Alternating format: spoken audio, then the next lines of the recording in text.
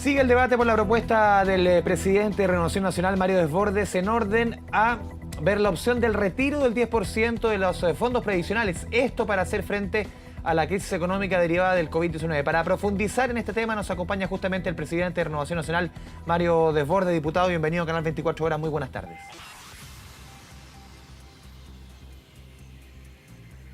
¿Me escucha, diputado?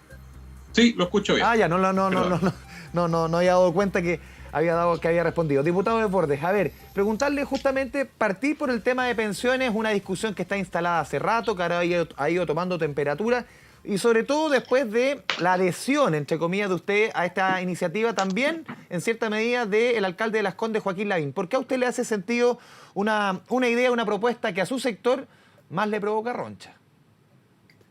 A buena parte de Renovación Nacional le hace sentido. Varios alcaldes de otros partidos aliados también me han dicho que les hace sentido. Mire, lo primero, hemos valorado mucho y apoyamos con todo el acuerdo al que se llegó con la oposición, y yo valoro mucho el esfuerzo del ingreso familiar de emergencia, porque creo que es un esfuerzo fiscal gigantesco en ese proyecto, pero además en todo el resto del paquete de ayuda económica. Son 12.000 millones de dólares, un esfuerzo gigante que se suma a los anteriores esfuerzos que también tienen costo fiscal muy alto. En ese contexto, y por eso esperamos a que estuviera todo aprobado para ver qué pasaba, ¿cierto? ¿Qué gente quedaba adentro, qué gente quedaba afuera? Uno detecta, ¿no es cierto?, a simple vista, que hay miles de familias a los que o no les va a llegar el ingreso familiar de emergencia porque no puede llegarle a todos, o lo que les llega no le es suficiente porque tampoco se le puede entregar, no sé, 1 o 2 millones por familia.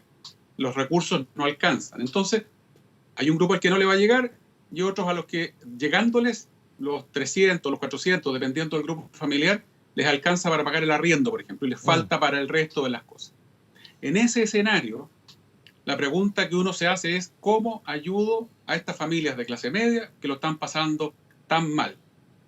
Si hay otra alternativa mejor, me sumo, pero en 2 segundos. Por ejemplo, que el Banco Estado pudiera prestarle plata a las familias de clase media, establecer un monto, 1, 2, 3 millones, con una flexibilidad en términos de que se pague en un plazo razonablemente largo, con ojalá 0 interés y ojalá también un periodo de gracia hasta que la persona encuentre trabajo al menos. Todo eso yo creo que sería mucho mejor, no hay duda. Yo no quisiera que la gente saque sus fondos de pensiones. Eso hay que dejarlo claro. Le va a causar un daño en el fondo de pensión. Todo eso estamos de acuerdo. El punto es que hay muchos que nos han hecho esta crítica de populismo, etcétera, pero lo hacen desde la comodidad de una persona que paga feliz de la vida y holgadamente sus cuentas todos los meses y que no está viendo, no está reconociendo lo que está pasando a miles de familias que necesitan hoy día recursos para poder llegar a fin de mes. Y en ese contexto, ¿Sí? como última alternativa, bueno, está también esta posibilidad.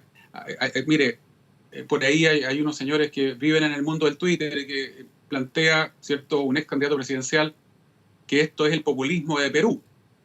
Lo mismo plantea, por ejemplo, Libertad de Desarrollo. Yo les pido que miren lo que hizo el gobierno de Australia, que no es precisamente una república marxista-leninista, no es una república populista.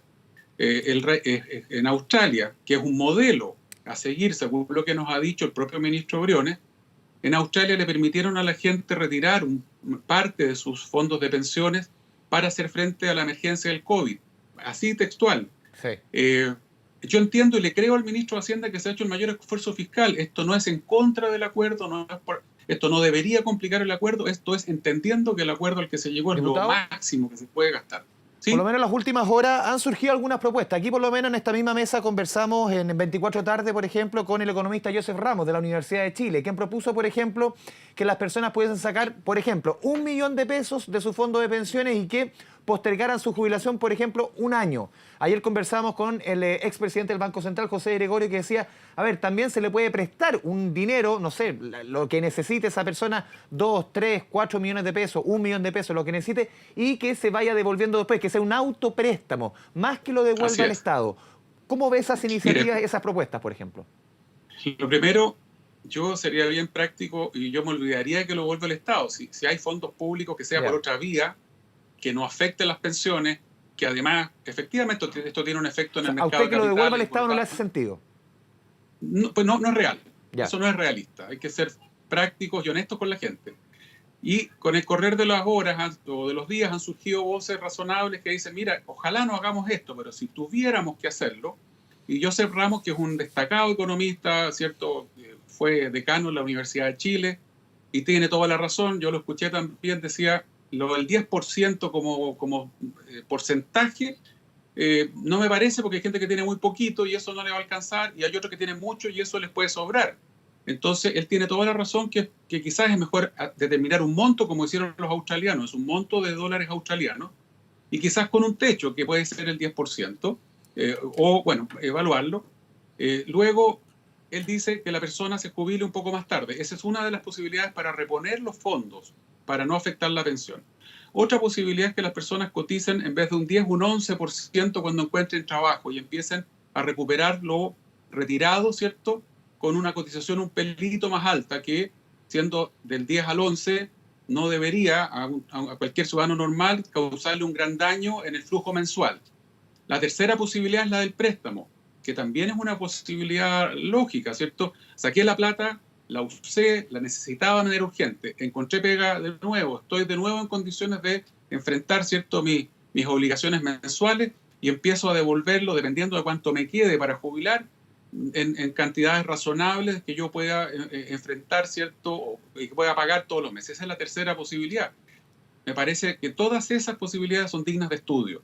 Vuelvo a insistir, ojalá no recurriéramos a esto. Si alguien pone sobre la mesa otra alternativa mejor, con fondos públicos, por ejemplo, si lo hubiera, yo se la firmo al tiro. El punto es que yo le creo, insisto, al ministro de Hacienda, que ha sido categórico en términos de que este era el mayor esfuerzo fiscal posible. Y no pretendo reabrir la discusión del acuerdo, porque eso significaría, es cierto, que el acuerdo que está recién firmado, que estamos recién avanzando las leyes, pudiera demorarse.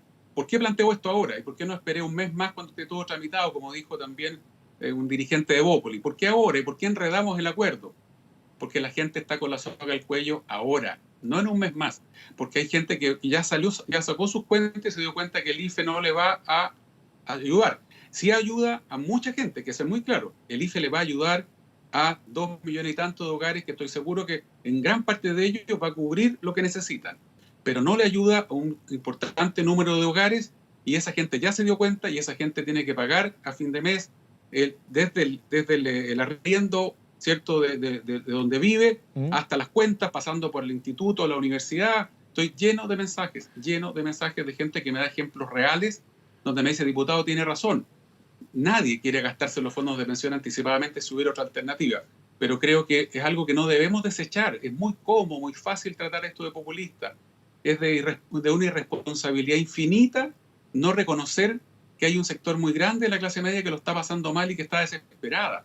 Y no atender estas demandas está provocando una frustración tremenda que ya sabemos que puede desembocar muchas veces en situaciones que son más caras para el país finalmente que este tipo de medidas. Diputado, lo quiero cambiar de tema, salir de un poco del tema previsional, lo quiero llevar al debate por la reelección. Hoy día fue bastante claro la reelección para las próximas elecciones parlamentarias, municipales, fue súper claro el ministro secretario general de la presidencia, Claudio Alvarado. No hay viabilidad para un veto que salve la reelección de alcaldes. ¿Cómo lo ve usted? ¿Cuál salida podría haber? Porque se ha buscado la salida de parte de RN, de la UDI, a varios alcaldes que no se van a poder presentar a la reelección. ¿Cómo ve usted esta postura ya casi definitiva del gobierno de no presentar el veto? Mire, lo primero, hay partidos que salen a decir, ¿cierto? Esto, permitirles que se realijan es ir contra la lógica, contra la ética política, la voluntad de los ciudadanos. Y usted después calza, ¿cierto?, y pregunta a este partido cuántos alcaldes tiene y tiene 0 o 1. Y son varios los que han dicho esto. Yo reconozco que tengo un problema porque a muchos de mis alcaldes se les va a impedir reelegirse y esto lo supieron ahora, cuando ya el proceso empezó. Ese alcalde ya no puede renunciar para ir a gobernador regional. Ese alcalde se proyectó como alcalde, está hoy día además desplegado en la primera línea de trabajo frente a la pandemia, sacándose la mugre. Los alcaldes son los mejores evaluados de Chile. Y sin embargo, que les habíamos dicho que esta vez iba a ser la última que se repostulaba, los que tenían tres elecciones en el cuerpo, y esto se lo cambiamos recién de sopetón a último minuto. Y a mí me parece que cuando uno le cambia las reglas del juego a alguien a último minuto, no es correcto. Así de simple. Además, le quiero decir que Chile es el único país, entiendo en la OCDE, no sé si hay un segundo, que tiene este tipo de restricciones a la reelección. la asumimos como país, perfecto. Hay un clamor ciudadano, en Estados Unidos, en Europa en general, no hay límites. ¿Eh? Entonces, los parlamentarios tenemos que asumir eso. Pero le vuelvo a insistir, ¿qué pasa con la gente que ya había iniciado sus procesos electorales? Yo lamento que suceda esto.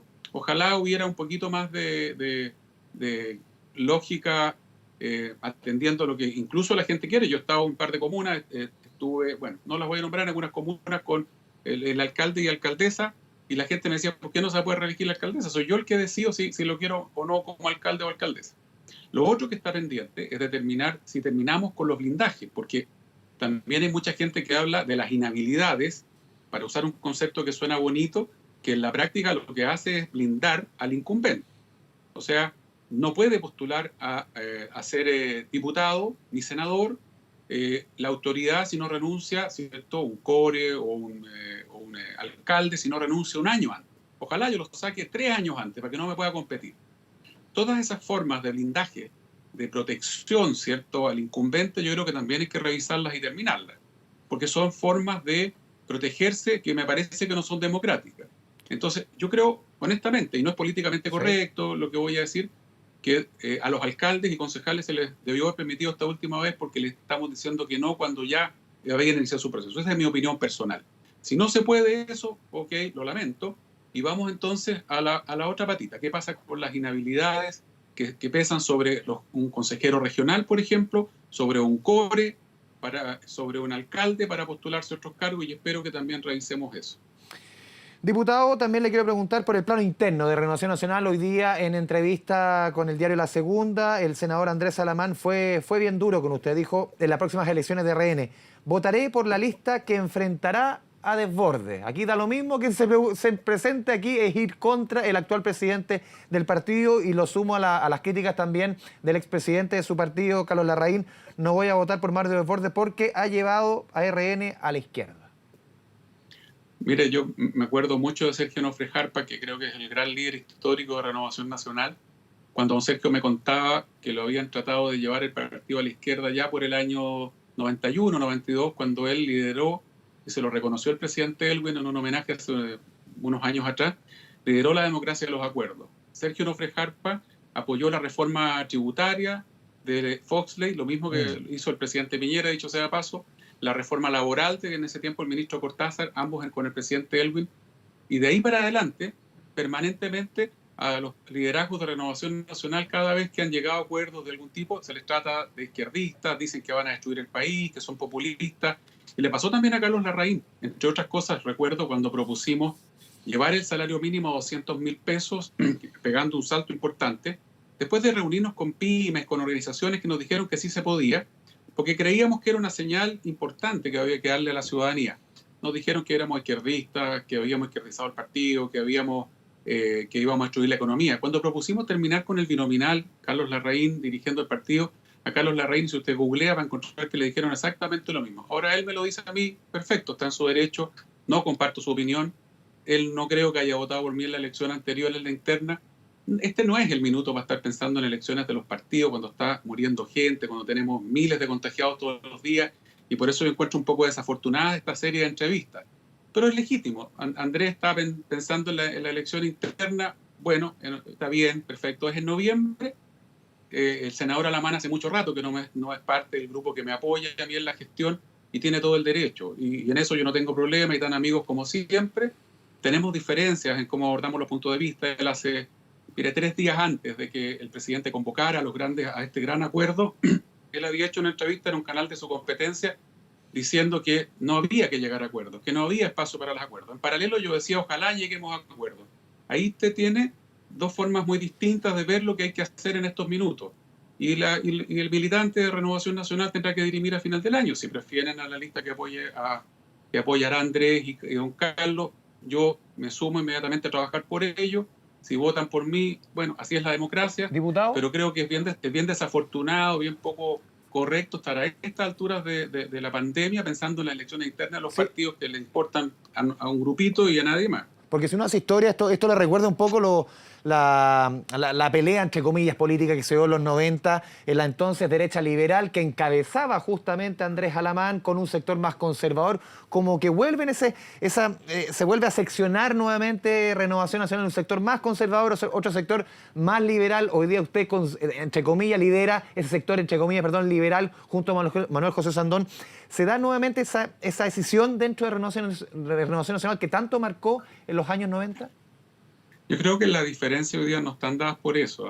La verdad es que no es mi interés profundizar en aquello, pero pues, si usted ve la crítica tiene más que ver con la forma en que abordamos la contingencia social, cómo miramos las necesidades de la clase media.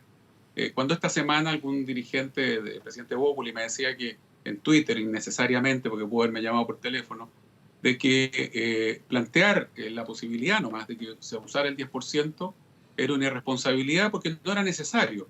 La verdad que en Nala no Raimate. están en el INPE. ¿Cómo? Era en Nala Raimate, si no me equivoco. Así es.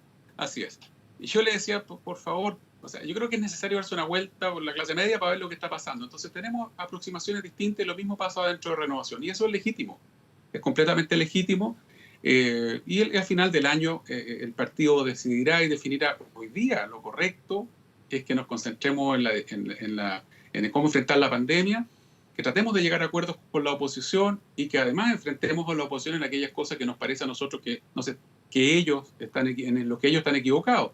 Esa es la pelea política que tenemos que dar hoy día. Una vez que termine esta pandemia vamos a tener una crisis económica, o ya la tenemos, digamos, pero vamos a quedarnos con el combate a una crisis económica tremenda y por eso la verdad que yo estoy apoyando al presidente Piñera con todo, creo que las medidas son las adecuadas en general y creo que ese es el esfuerzo que hay que hacer hoy día, no pensar en elecciones internas, pero con todo les vuelvo a insistir, no tengo ningún problema en la competencia y serán los militantes de Renovación los que decían, no va a ser los tuiteros, ¿cierto?, que ni se acercan a Renovación, que constantemente están sembrando el odio de todos los extremos, sino que va a ser el ciudadano militante de mi partido que es bastante más centrado y el que va a tomar la decisión. Diputado Desbordes, muchas gracias por esta conversación con Canal 24 Horas. Muy buenas tardes. Muchas gracias a usted.